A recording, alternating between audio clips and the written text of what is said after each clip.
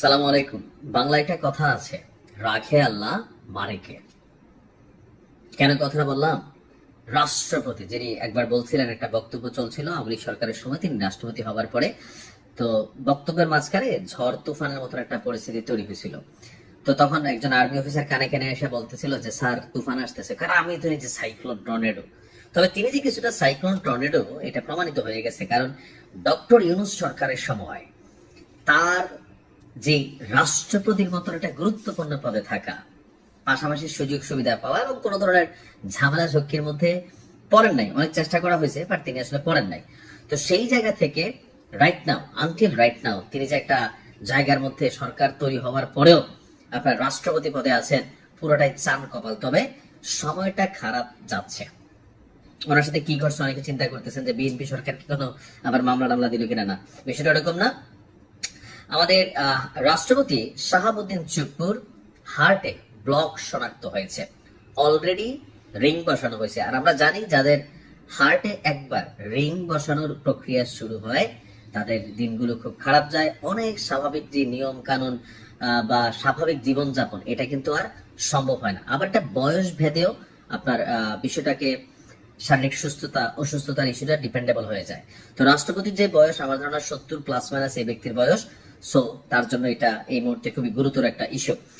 যুক্তরাজ্যে নিয়মিত স্বাস্থ্য পরীক্ষা চলাকালে রাষ্ট্রপতি শাহাবুদ্দিনের হৃদযন্ত্রে একটি গুরুত্বপূর্ণ ব্লক শনাক্ত হয়েছিল। আর এর পরপরই জরুরি ভিত্তিতে সফলভাবে এনজিওপ্লাস্টি এবং স্ট্যান্ড রিং, আমি আসলে জিনিসগুলো কি জানি না, যাদের হার্টে পড়ানো হয়েছে অথবা পরিবারে আছে একটু কমেন্টে জানাবেন যে এনজিওপ্লাস্টি রিং কি আলাদা আর স্ট্যান্ড রিং কি আলাদা, বা এগুলো আসলে কিভাবে পড়ায়, আমি একটা ডকুমেন্টারি করতে হবে। যাই হোক, তো ওনার হার্টেও এনজিওপ্লাস্টি এবং স্ট্যান্ড রিং বসানো হয়েছে। তো বর্তমানে শারীরিক অবস্থা স্থিতিশীল আছে, আমরা যতটুকু জানতে পারলাম। গতকালকে রাতে বঙ্গভবনের প্রেস উইং থেকে এই তথ্য আমাদের সামনে আসলো।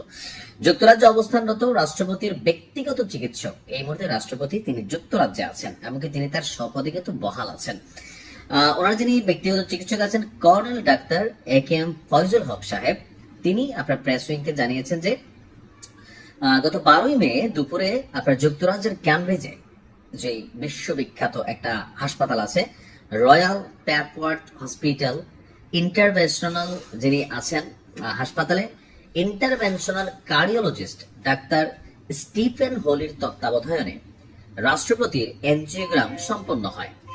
পরীক্ষাকালে হৃদযন্ত্রের আপনার যেই ধমনীতে উল্লেখযোগ্য একটি ব্লক ধরা পড়লে সাথে সাথে সেটার ইয়ে করা হয়েছে। তো এই মুহূর্তে তিনি শারীরিকভাবে নিবিড় পর্যবেক্ষণ এবং তত্ত্বাবধানে আছেন, আর তিনি তার দ্রুত রোগ আরোগ্যের জন্য দেশবাসীর কাছে দোয়া চেয়েছেন।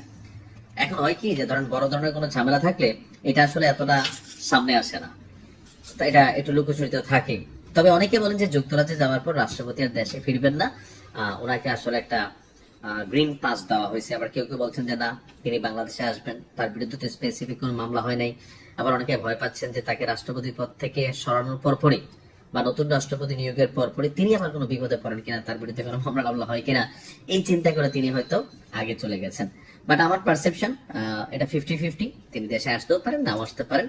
আর তার আসা না আসায় আসলে রাষ্ট্রের জন্য এই মুহূর্তে বা বিএনপির জন্য তেমন গুরুত্বপূর্ণ কিছু না, বাট রাষ্ট্রপতির হাতে যেহেতু রাষ্ট্রের খুবই গুরুত্বপূর্ণ কিছু অপশন কানেক্টেড, সো তিনি দেশে আসবেন, ক্ষমতা হস্তান্তর বা যে প্রক্রিয়াগুলো আছে সেগুলোকে সম্পন্ন করবেন, তারপর হয়তো আবার তিনি বিদেশ যাবেন।